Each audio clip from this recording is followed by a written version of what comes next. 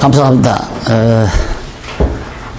오늘부터 이제 대강론의 성경 강론이 시작이 되는데요. 저로서는 매우 감명스러운 게 뭐냐면 이 강론집을 64년 5월 달에 완간을 했습니다. 그리고 나서 지금 목사님들을 모시고 이렇게 앞으로 계속해서 창세기에서 요한계시록까지 강의하는 건 지금 처음이거든요. 그래서 저도 좀 긴장이 되고요.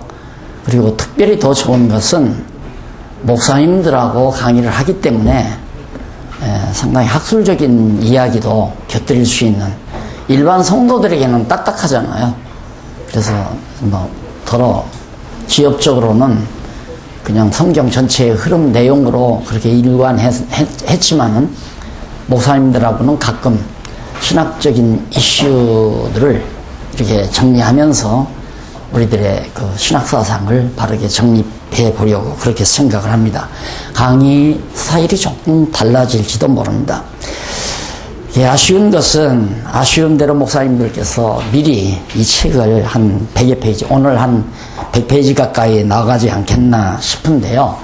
100여 페이지 읽어오셨으면 더욱 제 강의가 훨씬 좀 부드럽고 저도 역시 강의가 좀 쉬웠으리라 싶은데, 첫 시간이니까 무리하게 제가 부탁을 안 드렸습니다. 그래서 다음 시간부터는 한 100여 페이지씩 하루에 한 100페이지 나간다 이렇게 생각을 하시고 미리 읽어오시면서 언더라인 해서 이런 문제들은 좀 꼭 질문을 하고 싶다는 데를 언더라인해서 준비해 가지고 오시면 제가 말을 많이 안 해도 목사님들에게 상당히 깊이 있는 내용을 전달할 수 있는 기회가 되겠다, 이런 생각을 해봅니다.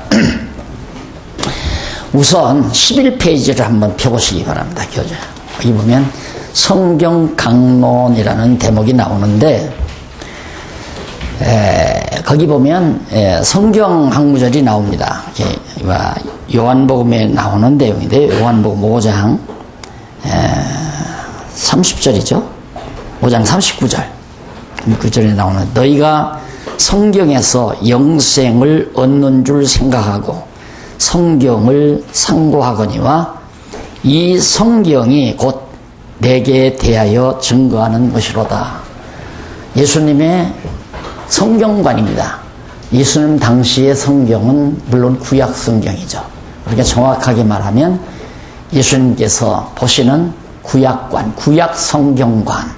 아주 간단하죠. 성경에서 영생을 얻는 줄 알고 너희가 성경을 상고하는데, 이 성경이 내게 대하여, 곧 예수 그리스도에 대하여 증거하는 것이다. 증거하는 것이고, 그 성경 안에 영생을 얻기 위해서, 성경 안에 있는 영생을 얻기 위해서 너희가 성경을 상고한다. 오늘 우리가 여기서 성경을 상고하는 것도 영생이 목적 아닙니까? 영원한 삶이 우리 입장에서는. 그런데 그 성경 자체가 예수 그리스도를 바로 증거하는 것이다. 얼마나 간단해요. 그래서 제가 서령 강론집에서 미처 밝히지 못했다 하더라도 모든 구약 성경은 예수 그리스도를 증거하는데, 어떻게 증거하는가? 내가 예수 그리스도를 보내겠다, 즉 메시아를 보내겠다는 언약의 말씀이라는 뜻입니다. 아주 단축되잖아요. 그래서 지난번에 말씀드릴 때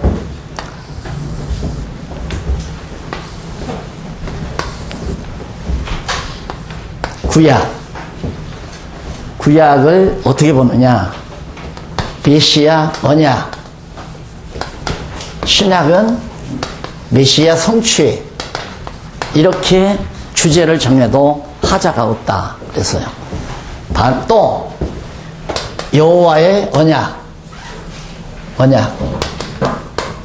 여호와 성취, 여호와의 성취, 여호와의 언약, 여호와의 성취, 이렇게 신약의 주제, 구약의 주제를 정해도 하등 관계가 없다.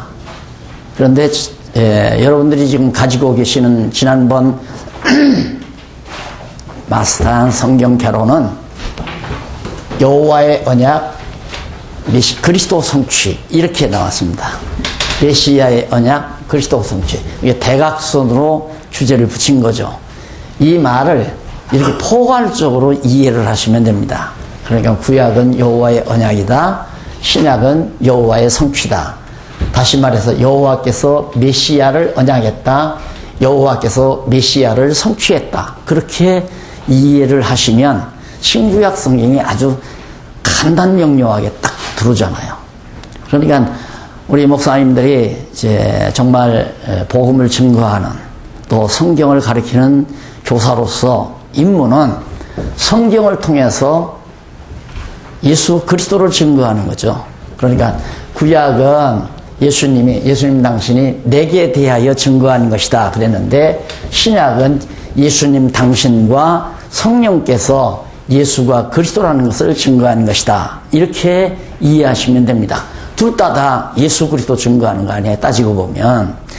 그래서 지금 이 두 가지 주제를 제가 연내서 정리해 드렸는데, 아무거나 사용해도 상관은 없어요. 다 같은 맥락에서 이해되는 거니까. 그래서 이것이 가장 핵심 주제니까 목사님들께서 항상 구약 성경이라는 것이 예수 그리스도에 대하여, 즉 영생이 되시는, 우리의 생명이 되시는 예수 그리스도에 대하여 증거한 것이로구나. 그 증거라는 것은 내가 메시아 그리스도를 보내겠다라고, 누가? 여호와 하나님께서 그리스도 보내겠다고 하신 말씀이다, 그런 뜻이거든요. 그런데 예수님과 성령께서 구약에서 보내겠다고 언약하신 그리스도가 바로 예수가 바로 그 그리스도다. 예수님 자신이 증거했고 성령이 증거했다. 자, 이게 이제 출발해서 정확하게 뭐든지 앞으로 강의하는 모든 성경 내용은 여기에 집약이 됩니다. 여기로 쫙.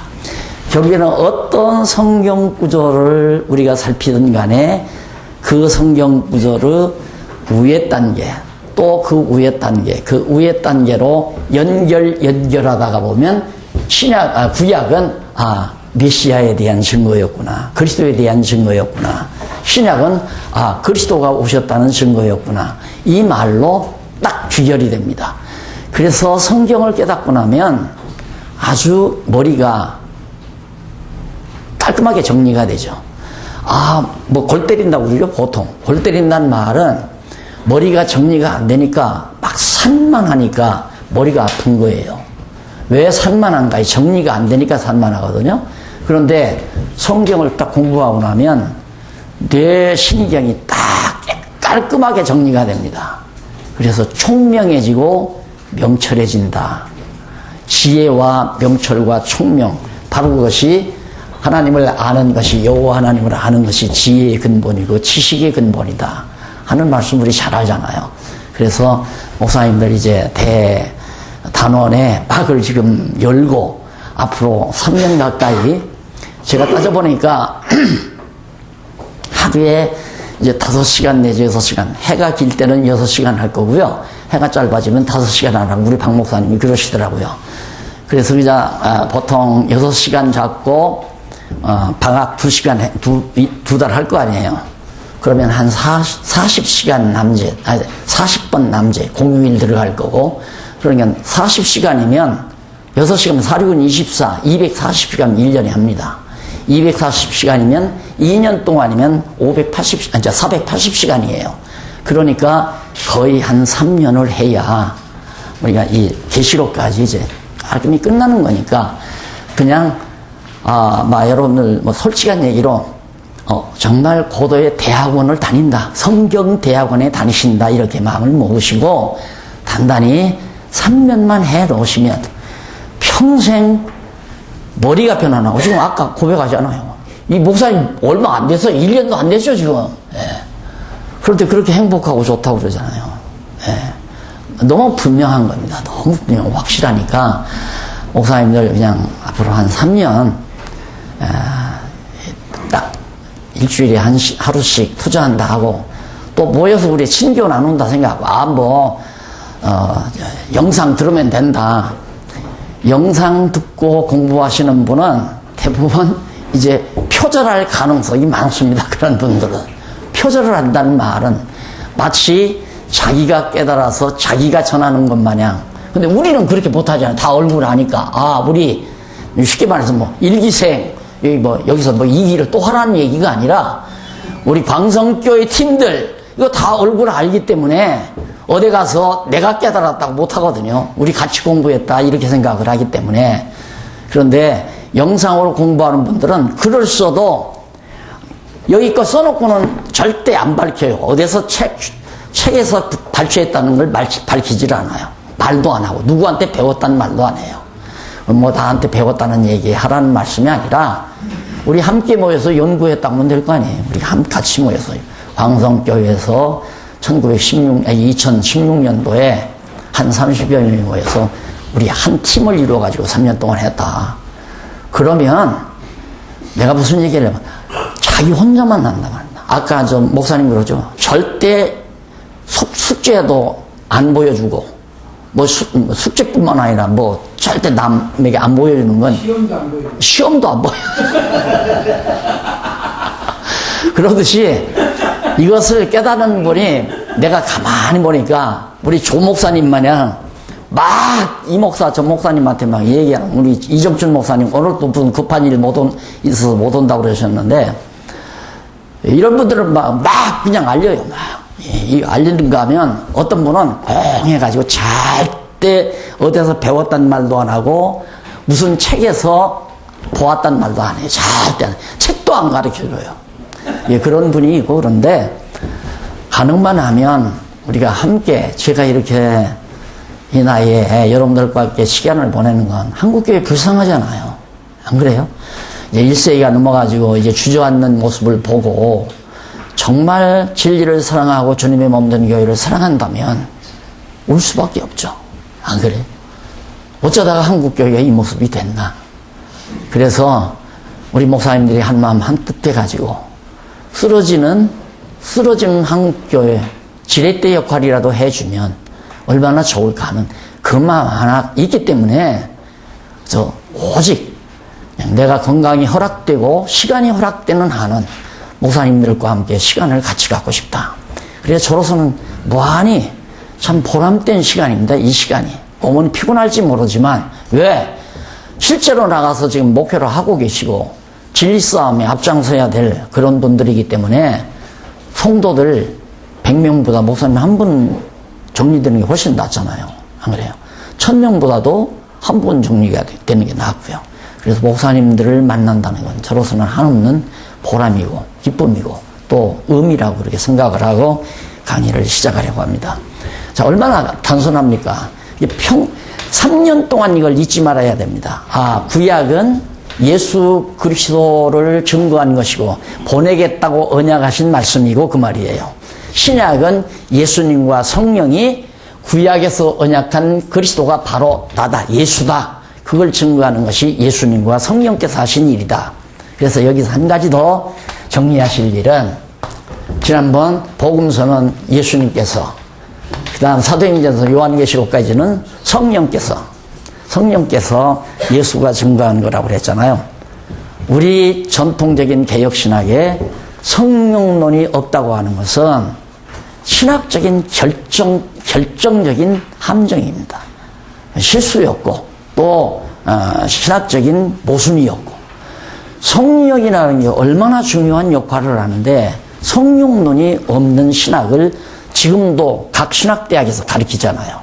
그래서 이 성경신학에서는 너무너무 중요한 성령의 역사가 잘 배열돼 가지고 바로 성령의 역사가 뭔가 예수가 구약의 여호와께서 언약하신 메시아다, 즉 그리스도다. 그걸 증거하는 일이 성령이 하시는 일이다. 그것까지 다 개론에서 정리했잖아요. 자, 그래서 이제 개론을 목사님들께서 한 4번에 걸쳐서 한 20시간에 걸쳐서 20시간인가? 30시간인가? 네, 30시간에 걸쳐서 개론을 다 정리하셨기 때문에 저도 강의하기가 참 편안하고요. 목사님들도 강의를 들으시기가 상당히 편안하실 겁니다. 오늘 처음으로 만약에 오신 목사님들은 가능만 하면 이번 주간에 한 30시간 동안 개론을 영상으로 할 수 없어요. 제 직강 듣기는 힘드니까 이제 언제 또 하겠어요. 3년 후에 내가 또 건강이 있어서 할지 안 할지는 모르지만 내가 볼 때는 여기서 강의할 때가 이게 마지막이지. 물론 강의하는 자는 항상 마지막이라는 생각을 하고 해야 되잖아요. 내가 오늘 강의 마치고 하나님께서 날 불러가실지 모른다. 이거하고 가지고 늘 해야 하는 것이 설교자의 올바른 자태인데, 글쎄 3년 후에 내가 또 성경 개론을 또 할지는 모르지만 내가 볼 때는 뭐 여기서 한번 했는데 하나님께서 또 시킬까 이런 생각은 가끔 합니다. 그래서 어쩔 수 없이 직감 못 들으셨으니까 영상 들어가셔서 30시간을, 오늘은 좀 버거울 거예요, 강의 들으시기가. 30시간을 들으시고 다음에 오시면 훨씬 더 강의가 부드럽게 들어오시리라고 생각합니다. 예, 여기 그 내용을 성경 강론의 총체적인 견해를 선격으로 밝힌 내용입니다. 성경은 하나님께서 만사를 작정하신 뜻에 따라 언약하시고 성취해 주시는 사역을 통하여 택한 백성에게 하나님 스스로의 존재를 확인시켜 주시고 그의 속성을 알려주시는 신적인 특별한 계시 내용을 담고 있는 것이다. 요 한 문구가 성경 전체에 대한 중요한 내용들이 다 담겨 있죠. 그동안 목사님들 많이 필기 많이 하셨지만 이것도 한번 참고해 보시죠. 정리하시면 됩니다. 성경의 내용의 근거가 뭐냐? 항상 말씀하셨지만 작정. 하나님께서 작정하신 뜻에 따라 언약하시고 언약대로 이루셔서 하나님 당신이 여호와이심을 계시하시. 누구에게? 택한 백성에게. 택한 백성이 아니면 못 알아들어요. 하나님께서 못 알아듣게 만들어요. 알아듣지 못하게 만든다 이 말입니다. 그래서 예수님도 그냥 복음 전하고 귀 있는 자만 들으라고 했지 몇천 명 빵 쪼가리 생선 쪼가리 얻어먹으려고 쫓아다니는 그런 무리들에게 아주 예수님께서 신랄한 말씀하지 않아요? 너희가 나를 따르는 것이 먹고 배부른 까닭에 따르는 거지, 표적을 본 까닭에, 그리스도라는 표적을 본 까닭에 나를 쫓는 게 아니다. 그러니까 물고기 2마리하고 떡 5개로 5,000명을 먹이고 4,000명을 몇천 명을 먹이는 그런 표적은 예수가 그리스도라는 것, 예수가 메시아라는 사실을 예수님이 증거하기 위해서 그걸 행했는데, 따라다니는 수천 명의 사람들은 야, 배고플 때 떡도 주고 생선 쪼가리도 주니까 좋더라. 그래서 예수님만 나타났다만 막 모여들었다 그 말이에요. 그러니까 예수님께서 너희가 나를 따르는 것이 먹고 배부른 까닭에 따르는 거지 표적을 봤기 때문에, 내가 예수님 당신이 그리스도라는 사실을 드러내는 표적을 보고 날 따르는 게 아니다. 그걸 보면 수천 명이라 할지라도 택한 백성으로서 말씀을 듣는 사람은 별로 그렇게 많지 않았다. 그리고 또 일부러 못 알아듣게 가르치잖아요. 마음밭, 4가지 마음밭 얘기, 비유를 들어서 얘기할 때 제자들도 못 알아들어요. 이게 못 알아들으니까 예수님께서 제자들 따로 한쪽으로 데리고 가서 그걸 다 설명을 해줘요. 그때야 제자들이 깨닫잖아요. 깨닫고, 예수님 이렇게 쉽게 아까 말씀하셨으면 다 알아듣지 않습니까? 그러니까 알아듣는 것이 너희에게는 허락됐지만 저들에게는 허락되지 않았다. 그러니까 하나님 말씀은 아무나 증거하는 게 아닙니다. 그런데 우리 목사님들은 다 마음 아프죠? 지금 가만히 우리 박 목사님도 아마 한 50명, 100여 명 오셔서 목사님들 들으셨으면 좋겠는데 안 들으시니까 속이 상해가지고 자꾸 얘기를 하신단 말입니다. 그런데 저는 안 그래요. 오늘 뭐 3분이 안 온다고 해서, 물론 안 들으려고 하는 게 아니라 영상으로 듣겠다 해서 안 오신다고 그랬다는데, 그분은 이제 책 가지고 영상 보고 공부할 수 있으니까 아마 그렇겠죠. 왜 그러느냐 하면, 당신 혼자서 하면, 아까도 말씀드렸잖아요. 당신 혼자서 하면 비밀이 보장되잖아요. 그렇잖아요? 비밀이. 근데 우리 여럿이 하면 비밀이 보장이 안 돼요. 우리하고 같이 공부했잖아 그거. 그러면 언제 새 나가도, 과거에 그런 일이 있었어요. 명동에서 제가 몇 년 동안 강의를 했는데, 명동 캐터링 여학생반에서 대학생들, 신학생들이 100여 명씩 모여서 강의를 듣고 했는데, 그 가운데 어느 학생이 좀 일찍 나하고 접근해서 좀 많이 공부를 했어요. 그런데 갑자기 이제 이단 시비가 벌어지니까 학생들이 다 도망가더라고요. 학교에서 퇴학당할까 봐서. 그래서 이제 그런 결과가 오니까 이 학생이 청량리에다가 강습소를 하나 빌려가지고 거기서 이제 성경 강의를 시작했어요. 그러니까 막 모여들기 시작한단 말입니다. 젊은이들이 볼 때 참 신기하거든요. 야, 저 어떻게 너 그거 어디서 배웠느냐? 그러니까 안 일러주는 거예요. 어디서 배웠다는 말 안 일러준다. 근데 들어보면 들어볼수록 너무 신기하니까 그래도 열심히 쫓아다니면서 이제 공부를 많이 했는데 나중에 점점 소문이 나서 아, 저 친구는 그 이단 시비에 걸렸던 박용기 목사에게 배웠다. 하마터면 몸에 맞아 죽을 뻔했어요. 그래서 그 목사가 돼가지고 전북 정읍에 가서 어느 교회 하나 담당해서 지금 목회하고 있다는데 성경 개론책을 주부에다 그대로 올려놓고 이제 성경 강의를 하면서 목회를 잘하고 있다고 그러더라고요. 공유해야죠. 좋은 건 나눠야죠. 예?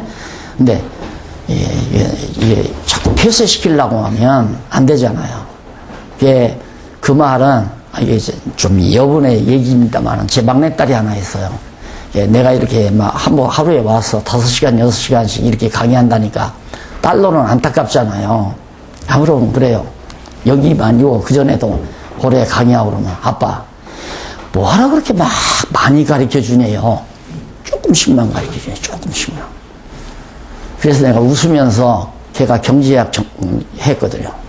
경제학 논리는 내 말이 맞는 얘기다. 그러나 이건 진리는 경제학 논리로 풀면 안 돼. 그러니까 아빠만 알고 조금씩 가르쳐줘서 팔아먹고 살아라는 얘기 아니에요. 그렇잖아요. 조금씩. 한꺼번에 다 가르쳐주면 싸구려로 넘어가는 거니까. 근데 조금씩 파는 게 아니라 싸구려가 아니라 무가치로 그냥 다. 왜? 값을 따질 수가 없어요. 이 진리는 값으로 환산될 수 있는 것이 아니잖아요. 도리어 값을 먹인다는 것 자체가 좀 저로서는 안타깝죠. 그래서 정말 이 좋은 보화를 내가 그냥 내 안에 묻어둔다는 것도 하나님 앞에 용납이 안 될 뿐만 아니라 나 스스로가 용납을 못해요. 안 돼요. 묻어지질 않아요. 할 수만 있으면 밤새우면서라도 다 알려드리고 싶은 그런 거 하나 그게 있어가지고 지금 해나가는 건데 여기 첫 구절 자체가 성경 전체를 아주 간략하게 요약 정리해 놓은 겁니다. 다시 한번 읽어봐요. 성경이란 그 말이에요. 성경은 하나님께서 만사를 작정하신 뜻에 따라 영원전에 작정하셨죠? 작정하신 뜻에 따라 언약하시고 성취하여 주시는 사역을 통하여 언약하시고 성취하시는 이 뜻에 따라 언약하시고 성취하시는 사역을 통하여 택한 백성에게 아무나가 아니라 오직 택한 백성에게만 하나님 스스로의 존재를 확신시켜 문제는 언약 성취하시는 이유가 뭐냐? 하나님의 존재, 그다음 속성, 하나님의 존재를 확신케 하고 하나님이 어떤 속성을 가지고 있는가를 깨닫게 해서 확인시켜 주시고 그의 속성을 알려주시는 신적인 특별한 계시 내용을 담고 있다. 이걸 계시하시는 것이다 말이죠. 자, 그러면 요 도표만 딱 보더라도 설명 가능해요. 성경이란 뭔가 하나님께서 창세전에 작정하신 뜻에 따라 언약하시고 언약대로 성취해 주심으로 하나님의 존재와 속성을 깨닫게 누구에게? 택한 백성에게 깨닫게 하시는 하나님 자신의 계시 내용이다. 그게 성경이다 이 말이에요. 그래서 성경은 하나님을 계시하시는 내용이다. 그 다음 그 밑에 문단을 한번 보십시오. 그 밑에 문단을 보면 대부분의 현대인들은 하나님이 어디 있느냐, 하나님 있기는 어디 있느냐. 그래서 뭐 소설에도 그렇고 작품에도 그렇고 하나님은 죽었다. 하나님은 안 계시다. 이런 보도가 신문에도 자주 나오고 작품에도 많은 그런 작품들, 영화 뭐 이런 것들 많이 나오잖아요. 연극도 그런 건 연극이 나오고. 이게 지금 강한 기독교에 대한, 다시 말해서 성경에 대한 강한 도전입니다. 이 도전을 받고 우리가 입을 그대로 다물고 있다고 하는 것은 진리싸움을 위해서 부름받은 우리의 올바른 자세가 아니죠. 봐라, 이런데 어떻게 하나님이 안 계시냐. 하나님은 살아계시다. 이런 속성을 가지신 하나님은 살아계시다.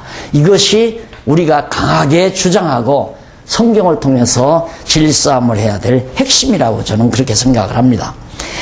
그래서 대부분의 많은 사람들은 하나님이 어디 있느냐 어리석은 질문을 하고 있습니다. 그리고 그들은 아예 하나님이 없다고 단정을 하나님 없다. 그 다음 문장에 보면 뭐가 나오느냐면 그 12페이지 위에서 8째 줄. 어떤 자들은 신이 존재한다는 것은 인정하면서도, 이게 이제 자유주의 신학자들이에요. 신은 존재한다.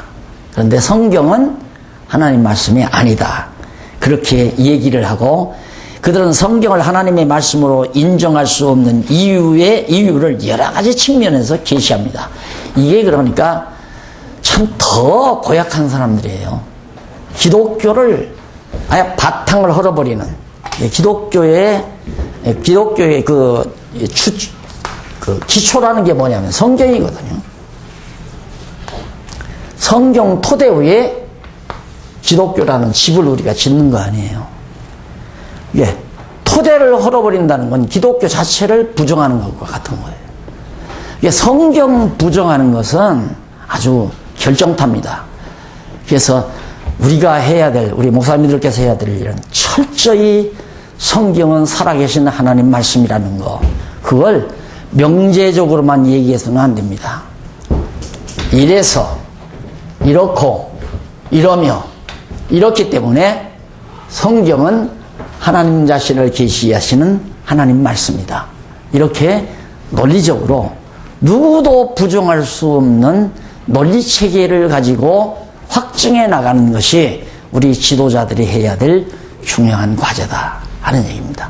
그러니까 목사님들이 성경 공부하는 것은 설교 지금 앞으로 잘하자고 하는 건 아니잖아요. 설교라고 하는 것은 설교가 아니라 성경 강의거든요. 성경을 가르치기 위한 거죠. 그럼 성경을 왜 가르치는가? 하나님의 나라, 이 기독교라는 게 하나님 나라 아니에요, 나라. 하나님 나라를 세우기 위한 것이 성경이란 말입니다. 이 성경을 모르면 하나님 나라가 세워지질 않아요. 성경이 하나님 나라의 이념이자 하나님 나라의 기초이고 하나님 나라의 정치 원리고 성경 자체가. 그러니까 성경 없이는 하나님 나라가, 즉 교회가 세워질 수 없다. 인간들의 교섭단체는 세워질 수 있겠죠. 요즘에 뭐 어느 교단에서는 뭐 신용협동조합 교회가 그거 해가지고 그걸 통해서 뭐 돈도 빌려주고 해서 교회 나오게 만들어가지고 주일날 큰 홀에 몇 명 나왔는가?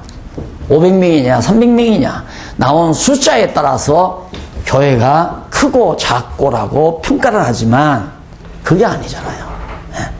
진짜 교회는, 순수한 교회는 성경 기초 위에, 진리 터 위에 하나님의 나라가, 하나님의 나라인, 지상의 하나님 나라인 교회가 세워지는데, 성경으로 가다듬어진 기둥, 성경으로 가다듬어진 장방, 성경으로 가다듬어진 석가래, 이런 등등으로 해서 집을 짓는 것, 이것이 바로 교회란 말입니다. 그러니까 우리는, 목사님들은 누구 하나를 만나면 자꾸 말씀으로 가르치다가 보면, 아, 저 사람이 기둥감으로 쓰여지나 장보감으로 쓰여지나 뭐 석가래감으로 쓰여질 건가, 본인도 알거니와 목사님들도 알아볼 수 있잖아요. 그러면 하나하나 기둥 세우고 문짝 달고 석가래 얹고 그러다 보면 집이 되는 것처럼 교회라는 게, 하나님 나라라는 게 그렇게 세워지는 거란 말입니다. 성경을 모르면 결국 인간의 교양 강조하죠. 그래서 요즘 신문에 보면 그런 말이 나와요. 설교가 하나님 말씀인가? 어느 신문에 크게 나오네. 설교가 하나님 말씀인가? 설교는 하나님 말씀이 아니잖아요. 성경이 하나님 말씀이지. 그러니까 설교는 하나님의 말씀인가라는 말은 무슨 뜻이냐면 성경 한 구절 읽어놓고 그걸로 자기가 여러 책들을 통해서 얻어진 상식적인 내용들을 잘 짜집기 위해서 하루 한 30분 내지 20분 땜질하는 거, 주일날 아침. 그건 설교죠. 그러나 성경을 읽고 성경 한 장을 읽는다거나 한 장 다 읽지 않더라도 성경 한 장을 가리킨다거나 두 장을 가리킨다거나 성경은 이런 뜻입니다라고 가르치는 건 설교가 아니라 그건 성경 강론이란 말입니다. 성경을 풀어 가르치는 일. 그렇게 성경을 풀어 가르쳐야 진짜 하나님의 나라가 세워진다. 이런 뜻에서 정말 하나님이 살아계시다. 네, 가장 현대의 이제 지성인이라고 했던 20세기 지성인이라고 했던 아인슈타인은 하나님이 있다 없다 막 논쟁이 벌어지니까 그가 결론적으로 말하는 것은 있다 없다라고 말하는 그 잘못된 거다. 그러면서 무슨 말을 하냐면 불가지론을 얘기해요. 불가지론. 있는지 없는지를 우리는 알 수가 없다 이 말이에요. 하나님이 있는지 없는지를 우리는 알 수 없다. 그게 불가지론이란 말입니다. 그래서 대부분의 조금 온화한 성품을 가지고 있는 지성인들은 불가지론을 믿어요.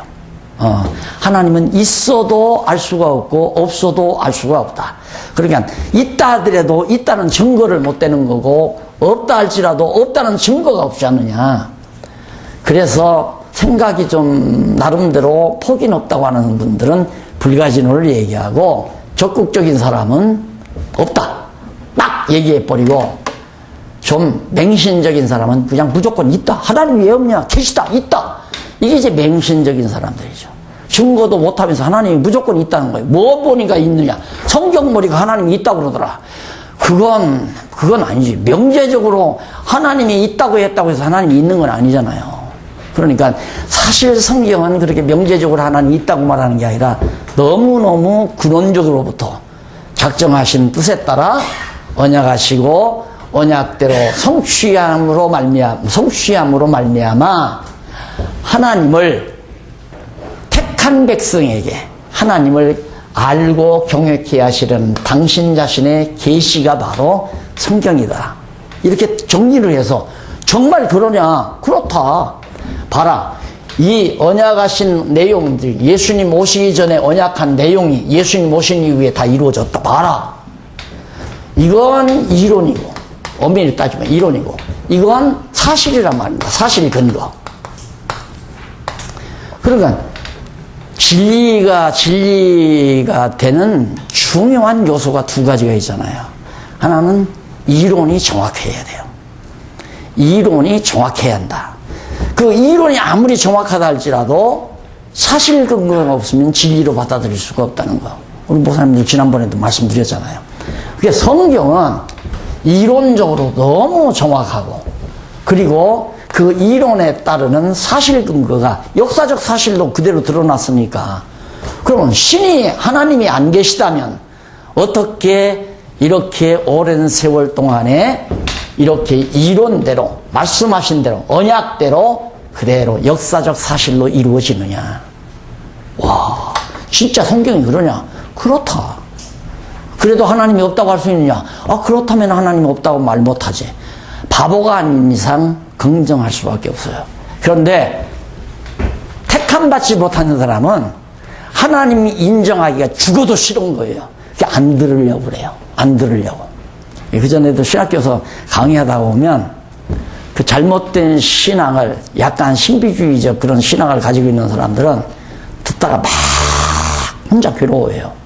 혼자 괴로워하다가 막 그냥 고통스러워하다가 나가버려요. 왜 들어오면 이게 머리가 아프니까. 진리가 들어가면 머리가 아프니까. 그냥 못 들어요.